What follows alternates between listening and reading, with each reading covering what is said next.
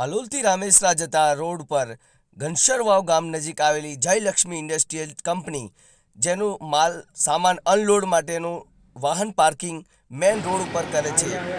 શું કોઈ જાનહાનિ થશે તેની જવાબદારી કંપનીના મેનેજમેન્ટ લેશે કે શું તે જોવાનું રહ્યું.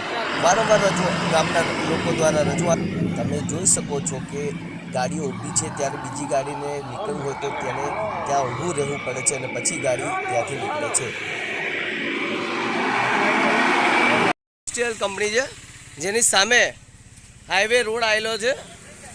આપ જોઈ શકો છો વારંવાર કહેવા છતાં પણ આ ગાડીઓ રોડ ઉપર મૂકે છે. કોઈ જાનહાનિ થશે તો એની જવાબદારી કોણ લેશે? भाई कब से खड़ी गाड़ी आपकी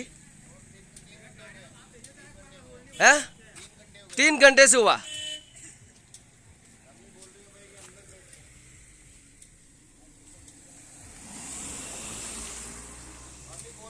सर बार-बार अंदर लो भाई, गाड़ी रोड पे पड़ी है. क्या बोल रहे हैं? तो ये कुछ भी नहीं बोल रहे हैं. अगर कोई जानहानि एक्सीडेंट हुआ तो कौन जिम्मेदारी लेगा? सही है, हमारे पे आएगा सर. और क्या तुम्हारे पे आएगा ना? कौन सी कंपनी है? ये जयलक्ष्मी इंडस्ट्रीज वाव के सामने.